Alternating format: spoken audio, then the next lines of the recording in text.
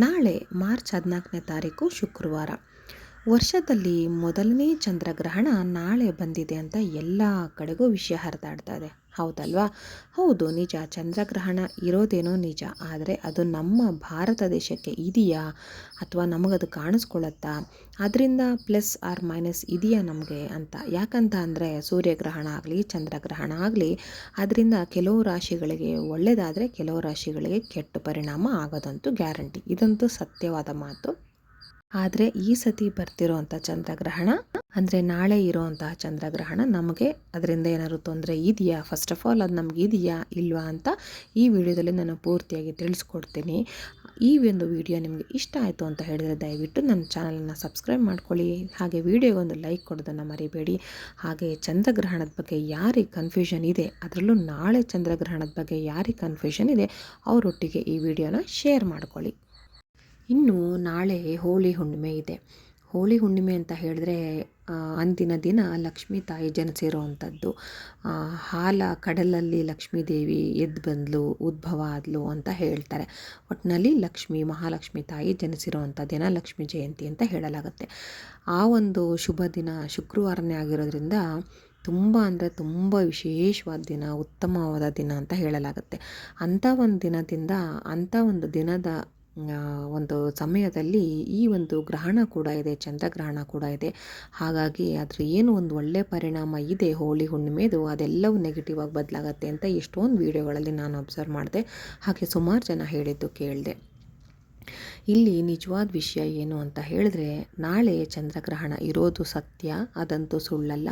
ಆದರೆ ನಮ್ಮ ಭಾರತಕ್ಕೆ ಅದು ಇಲ್ಲ. ಭಾರತದ ಯಾವುದೇ ರಾಜ್ಯಗಳಿಗೆ ಈ ಒಂದು ಚಂದ್ರಗ್ರಹಣ ನಮ್ಮ ದೇಶದಿಂದ ಗೋಚರ ಆಗೋದಿಲ್ಲ. ಹಾಗಾಗಿ ಈ ಒಂದು ಚಂದ್ರಗ್ರಹಣದ ಆಚರಣೆ ಏನಿರುತ್ತೆ ಅಲ್ವಾ, ಅದರ ಯಾವ ಆಚರಣೆನೂ ಮಾಡೋದು ಬೇಡ. ಯಾಕಂದರೆ ಗ್ರಹಣ ಇದೆ ಅಂತ ಹೇಳಿದ್ರೆ ಮನೆಯಲ್ಲಿ ಮಾಡಿರುವಂತಹ ಎಲ್ಲ ಪದಾರ್ಥಗಳನ್ನು ಖಾಲಿ ಮಾಡಿ ಸ್ವಚ್ಛ ಮಾಡಿ ಇಟ್ಕೊಳ್ಬೇಕು ಅಂತ ಹೇಳ್ತಾರೆ. ಇನ್ನು ಖಾಲಿ ಮಾಡೋಕ್ಕಾಗದೇ ಇರೋ ಪದಾರ್ಥಗಳು ಏನಂತ ಹೇಳಿದ್ರೆ ಉಪ್ಪಿನಕಾಯಿ ಇರ್ಬೋದು, ಅಥವಾ ಏನಾದರೂ ಈಗ ರೆಡಿ ಮಾಡಿ ಇಟ್ಟಿರ್ತೀವಲ್ಲ, ತೊಕ್ಕು ಇರ್ಬೋದು, ಆ ರೀತಿ ಪದಾರ್ಥಗಳನ್ನು ನಾವು ಖಾಲಿ ಮಾಡೋದಕ್ಕಾಗೋದಿಲ್ಲ. ವರ್ಷ ಪೂರ್ತಿ ಅಂತ ಇಟ್ಟಿರ್ತೀವಿ, ಅದ್ರ ಮೇಲೆ ಸ್ವಲ್ಪ ದರ್ಬೇನೆಲ್ಲ ಹಾಕಿ ಇಟ್ಟರೆ ಅದು ಸ್ವಚ್ಛವಾಗಿರುತ್ತೆ. ಅದಕ್ಕೆ ಯಾವುದೇ ರೀತಿ ಗ್ರಹಣ ಹಿಡಿಯೋದಿಲ್ಲ ಅನ್ನೋ ಒಂದು ನಂಬಿಕೆ ಇದೆ. ಹಾಗೆ ಅದು ನಿಜವೂ ಕೂಡ. ಹಾಗೆ ಗ್ರಹಣ ಬಿಟ್ಟ ನಂತರ ನಾವು ಎಲ್ಲ ಒಂದು ಮನೆಯನ್ನಾಗಲಿ, ಮನೆಯ ಹಿತ್ತಲಾಗಿರ್ಬೋದು, ಮನೆಯ ಅಂಗಳಾಗಿರ್ಬೋದು, ಎಲ್ಲವನ್ನು ಸಹ ಸ್ವಚ್ಛ ಮಾಡಿ ಸ್ನಾನವನ್ನು ಮಾಡಿಕೊಂಡು ದೇವರಿಗೆ ನಮಸ್ಕಾರ ಮಾಡಬೇಕು ಅನ್ನೋದು ಕೂಡ ಪ್ರತಿದಿನಲ್ಲಿ ಇದೆ. ಅಂದರೆ ಗ್ರಹಣ ಹಿಡಿದು ಬಿಟ್ಟೋಯ್ತು ಅನ್ನೋ ಅರ್ಥ. ಈಗ ಮನುಷ್ಯರು ಕೂಡ ಯಾಕೋ ಡಲ್ಲಾಗಿದ್ದಾರೆ ಅಂತ ಹೇಳಿದ್ರೆ ಹೇಳ್ತಾರೆ ಗೊತ್ತಾ, ಯಾಕೆ ಗ್ರಹಣ ಹಿಡಿದೋರಂಗಿದೆಯಾ ಅಂತ ಹೇಳ್ತಾರೆ. ಅಂದರೆ ಒಂದು ಗ್ರಹಣ ಆವರಿಸಿದಾಗ ಕತ್ತಲು ಎಲ್ಲ ಕಡೆಗೆ ಒಂಥರ ಒಂದು ನೆಗೆಟಿವ್ ಇದು ಅಂತ ಹೇಳಲಾಗುತ್ತೆ. ಹಾಗೆ ಗ್ರಹಣದ ಸಮಯದಲ್ಲಿ ಬಸ್ರಿಯರು ಹೊರಗಡೆ ಬರಬಾರ್ದು ಅಂತ ಹೇಳ್ತಾರೆ. ಅದು ಸತ್ಯ ಕೂಡ. ಹಾಗೆ ಸೈಂಟಿಫಿಕಲಿನೂ ಕೂಡ ಹೊಟ್ಟೆಲಿರೋ ಮಗುಗೆ ಒಂದು ತೊಂದರೆ ಆಗುತ್ತೆ ಅದು ಅಂತ ಹೇಳಲಾಗುತ್ತೆ. ಯಾಕಂದರೆ ಅಷ್ಟು ಪವರ್ಫುಲ್ ಅಂತ. ಹಾಗಾಗಿ ಬಸ್ರಿಯರು ಗರ್ಭಿಣಿ ಆದಂಥವರು ಹೊರಗಡೆ ಬರೋದಿಲ್ಲ. ಹಾಗೆ ಬಾಣಂತಿ ಆಗಿರ್ಬೋದು ಅಥವಾ ಪುಟ್ಟ ಮಕ್ಕಳಾಗಿರ್ಬೋದು ಯಾರೂ ಕೂಡ ಹೊರಗಡೆ ಬರೋದಿಲ್ಲ. ಗ್ರಹಣ ಸಮಯದಲ್ಲಿ ಹೊರಗಡೆ ಬರಬಾರ್ದು ಅಂತ ಹೇಳ್ತಾರೆ. ಹಾಗೆ ವಿಶೇಷವಾಗಿ ಗರ್ಭಿಣಿಯರಂತೂ ಕೈಯಲ್ಲಿ ಏನೇ ಒಂದು ಇಟ್ಕೊಂಡು ಅದನ್ನು ಮುರಿಯೋದು ಅಥವಾ ಈ ರೀತಿ ಒಂಥರ ಅದರದ್ದು ಶೇಪ್ ಚೇಂಜ್ ಮಾಡೋದು, ಏನೋ ಒಂದು ಕಡ್ಡಿ ಹಿಡ್ಕೊಂಡು ಮುರಿತಾ ಇರೋದು, ಆ ರೀತಿ ಕೆಲಸಗಳನ್ನ ಗರ್ಭಿಣಿಯರಂತೂ ಮಾಡಲೇಬಾರ್ದು. ಆಗ ಮಗುಗೂ ಕೂಡ ಅದೇ ರೀತಿ ಎಫೆಕ್ಟ್ ಆಗುತ್ತೆ ಅಂತ ಹೇಳ್ತಾರೆ. ಒಟ್ಟಿನಲ್ಲಿ ಗರ್ಭಿಣಿ ಸ್ತ್ರೀಯರು ಬಹಳ ಎಚ್ಚರಿಕೆಯಿಂದ ಇರಬೇಕು ಈ ಒಂದು ಗ್ರಹಣ ಸಮಯದಲ್ಲಿ. ಹಾಗೆ ಇನ್ನೊಂದು ಅಂತ ಹೇಳಿದ್ರೆ, ಈಗ ನಾನು ಹೇಳಿದೆ ನಾಳೆ ಗ್ರಹಣ ಇಲ್ಲ ಅಂತ. ನಮಗಿಲ್ಲ ಅಂದರೂ ಕೂಡ ಇದೆಲ್ಲ ನಾವು ಫಾಲೋ ಮಾಡಬೇಕಾ ಅಂತ ಕೆಲವ್ರ ಪ್ರಶ್ನೆ ಇದ್ದೇ ಇರುತ್ತೆ. ಆದರೆ ಆ ಥರ ಖಂಡಿತ ಏನಿಲ್ಲ. ಧೈರ್ಯವಾಗಿ ಓಡಾಡಿ ಹೋಗಿ ಬನ್ನಿ.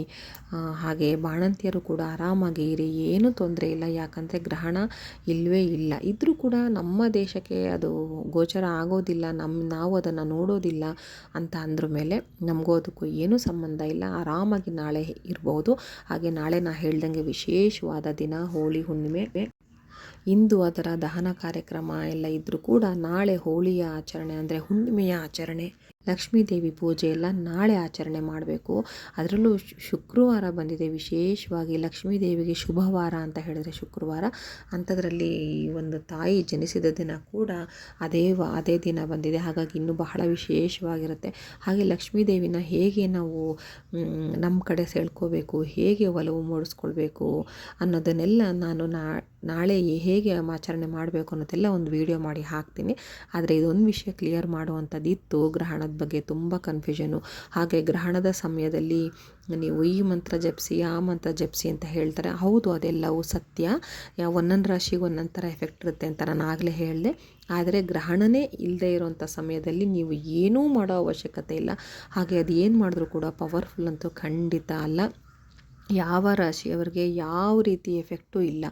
ಏನು ದಿನನಿತ್ಯ ಗ್ರಹಗತಿಗಳು ಬದಲಾಗ್ತಾ ಇರುತ್ತೆ, ಒಂದೊಂದು ರಾಶಿಗೆ ಒಂದೊಂದು ಥರ ಇರುತ್ತಲ್ವ, ಅದೇ ರೀತಿ ಇರುತ್ತೆ ಹೊರತು ಯಾವುದೇ ಒಂದು ಚಂದ್ರಗ್ರಹಣದ ಪ್ರಭಾವ ಯಾವುದೇ ಗ್ರಹಗಳ ಮೇಲೆ ಇಲ್ಲ. ನಾನು ಕ್ಲಿಯರಾಗಿ ಹೇಳ್ತಾ ಇದ್ದೀನಿ.